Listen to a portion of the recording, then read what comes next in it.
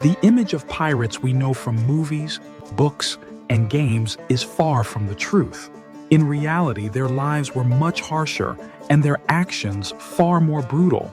This video explores 10 lesser-known facts about real pirates. When you hear the word pirate, you probably picture something like the characters from Pirates of the Caribbean. Indeed, the golden age of piracy was from the mid-16th to mid-17th century. But piracy began much earlier, during antiquity, soon after humans learned to build large ships and navigate by sail. Naval battles in ancient times were rare. Since cannons didn't exist yet, ships had to engage in hand-to-hand combat via boarding. Pirates would use their ships to approach coastal settlements, loot them, and escape quickly. Kidnapping for ransom was also common. One notable case was the abduction of young Julius Caesar. When pirates demanded 20 talents, Caesar insisted he was worth at least 50. After his ransom was paid, Caesar raised a fleet, hunted down the pirates, and had them executed. By the 15th century, maritime piracy peaked. European powers were expanding their colonies in the Americas, and treasure-laden ships traveled from the New World to Europe, prime targets for pirates. Countries like England, France, and the Netherlands used pirates as tools against their enemies, especially Spain. There were two types of pirates. The first were outlaw pirates who attacked indiscriminately, but the majority were privateers, pirates with official licenses from their governments to attack enemy ships. English privateers, for example, were legally allowed to raid Spanish vessels and could use English colonial ports for trade and repairs. Privateers weren't part of the Navy, but their ships were privately owned. Their government-issued license, called a letter of marque, protected them from prosecution, at least in their own country.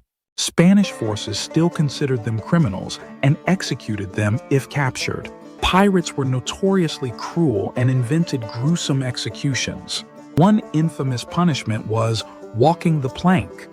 A board was placed off the ship's edge, and the victim, Hans Taid, was forced to walk until they fell into the sea. Another method involved marooning the victim on a deserted island, often with no supplies. Survival was rare due to the lack of fresh water and food. Mutineers were often hanged from the ship's mast as a warning to others. But the most terrifying punishment was keel hauling. The victim was tied with ropes and dragged under the ship's keel, scraping against sharp barnacles. Survival was unlikely after even one pass. Despite their brutal ways, pirates became romanticized in modern culture. Children dress as pirates, unaware that the reality was closer to dressing as criminals or warlords. Iconic pirate accessories also had practical reasons. Earrings were believed to protect sailors from drowning and improve eyesight. Pirates hoped that if their body washed ashore, someone would use the earring's value to pay for a proper burial. Some even used wax attached to the earring as makeshift earplugs during cannon fire. Eye patches weren't always for missing eyes. Sailors used them to keep one eye adjusted to darkness, useful when going below deck. This allowed them to see immediately in the dark. Hooks and peg legs weren't just symbols of combat injuries. Infections were rampant. A gunshot wound could carry fabric into the wound, causing gangrene. Amputation was often the only way to survive. The skull and crossbones flag, known today as the Jolly Roger, is a stylized symbol. Historically, pirates used various flags. The plain black flag meant surrender or die. If ignored, a red flag followed, signaling no prisoners would be taken. Pirates rarely raised their true flag until the last moment to intimidate their enemies. Most of the time, they disguised their ships with friendly flags to get close unnoticed. Life aboard a pirate ship was far from glamorous. Hygiene was poor. Pirates rarely bathed and reused the same clothes for months, soaked in sweat, blood, and waste. Lice and rats were common. There were no toilets, just wooden planks with holes over the sea. During storms, pirates used buckets below deck. Their diet was limited to hardtack and salted meat. Without access to fresh fruits, they suffered from scurvy, a deadly disease caused by vitamin C deficiency. Over a million sailors died from scurvy during the Age of Sail, more than all naval battles combined. Fresh water stored in barrels quickly spoiled, developing algae and an awful taste. To preserve it, pirates added alcohol, usually rum. On British ships, sailors received 380 grams of rum daily, a large amount, enough to ensure constant intoxication. Piracy was a dangerous life, but it offered one thing few other paths did: the chance to get rich. At the time, upward mobility was nearly impossible. Pirates could earn in a few years what would take a lifetime of labor. Some bought homes or plantations and lived in wealth.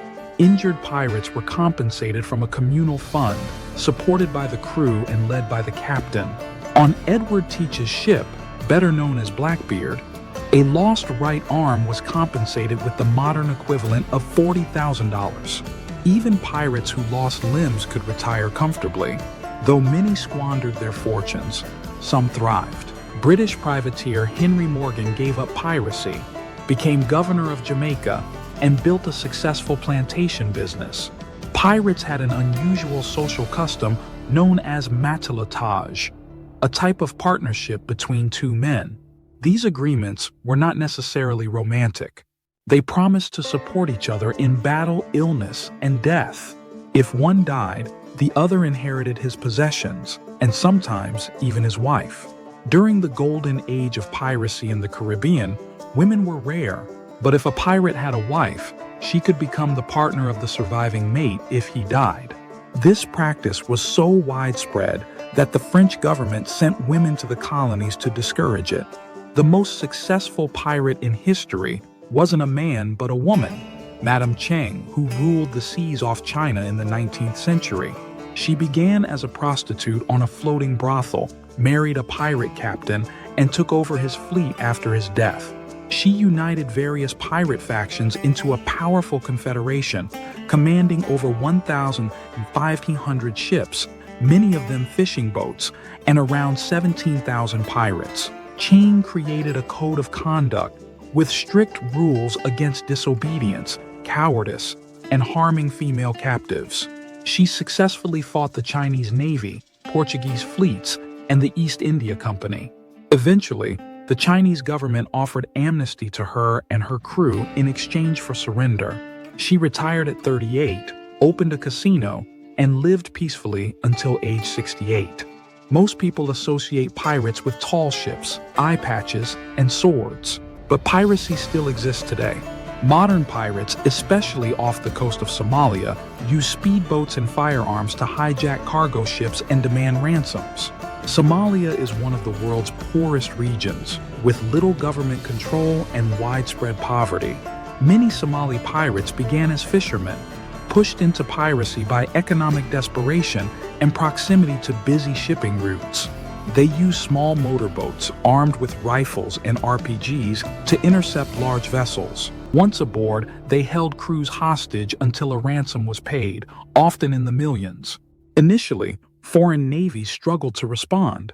Captured pirates were often released due to legal restrictions.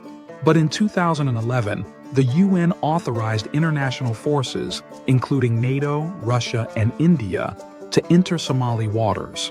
Since 2012, hijackings have drastically declined. Still, piracy continues off the coasts of other impoverished African nations, though on a smaller scale. During the Somali piracy crisis, some companies offered ships where crews could rent weapons for protection. Once out of dangerous waters, they would return the weapons to another ship operated by the same company. Thanks for watching this video until the end. Don't forget to like and subscribe. Hope to see you again soon.